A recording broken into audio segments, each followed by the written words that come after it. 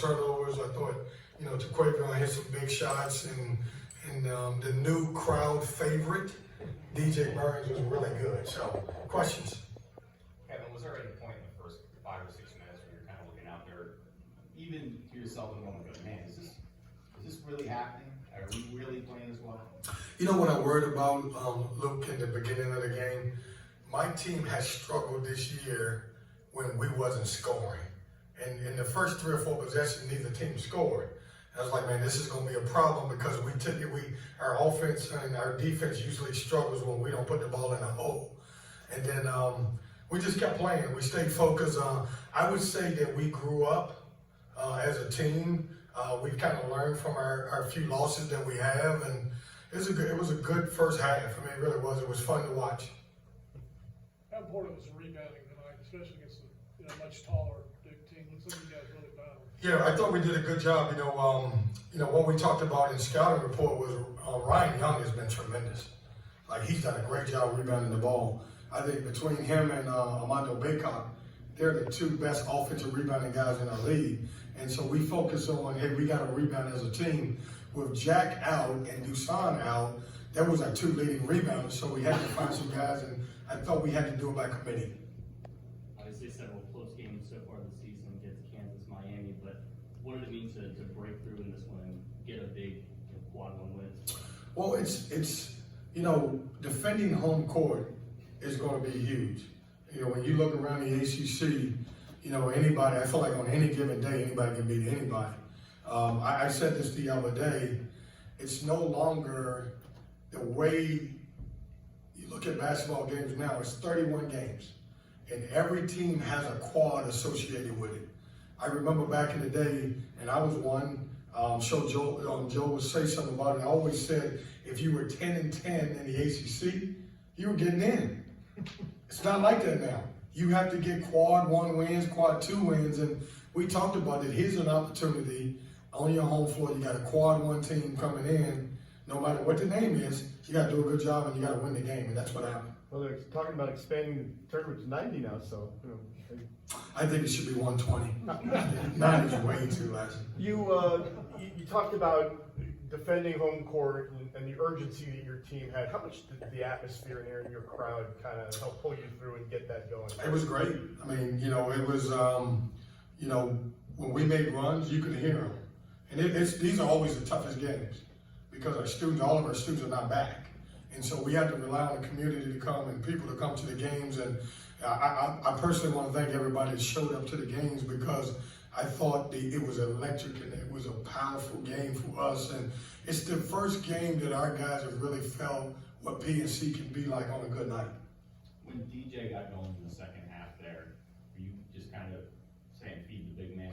Oh, man, it's like, hey, it's funny now. And I said this, and I'm saying this jokingly, so don't print it the wrong way. Jaquavion Smith and Jarkel Joyner does all the hard work. They get the big lead. DJ Burns comes in and he scores all the points. Now, he was really good. And everybody's saying, DJ, like they forgot about the 2 guards. But listen, I don't know if there's a better back to the basket scorer in college basketball than him.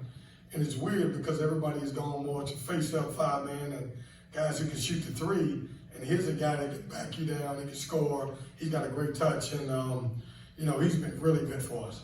Coach, you said that this is the best defensive game you've coached in the first half and the second half. You forced 21 turnovers. At what point in the first half did you realize that your defense was going to rule the day tonight? Whatever you planned was going to work for the full 40 minutes. I think the first 4 minutes I felt like we were locked in. Now, could we sustain that? I didn't know that.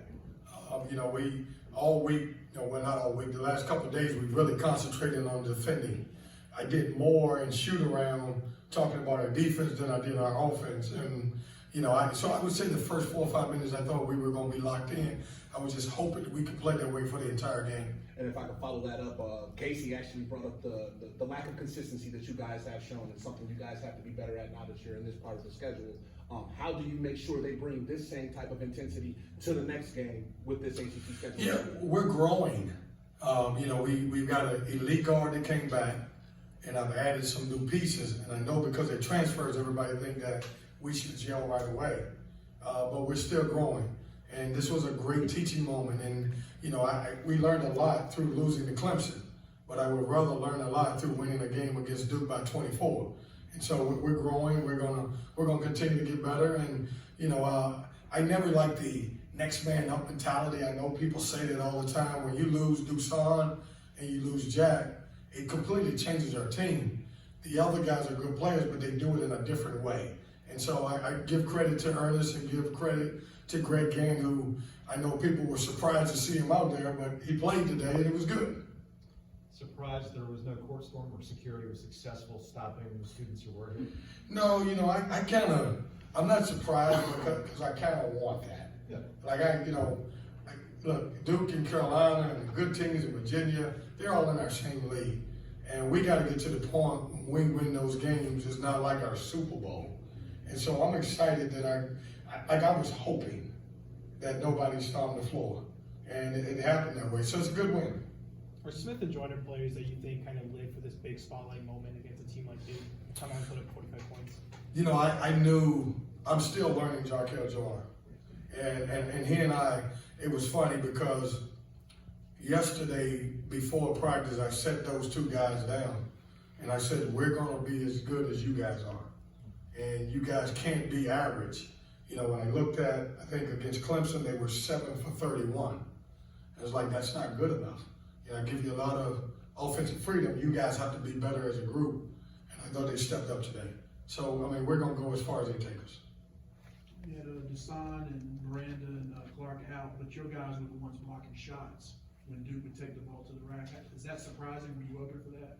Expecting it? No, I mean, EB DeWanna block shots. You know, we're still trying to figure out now with Jack out. And we didn't know Jack was going to be out. You know, Jack, if you guys look at the end of the Clemson game, it's almost like he fell on a wet spot.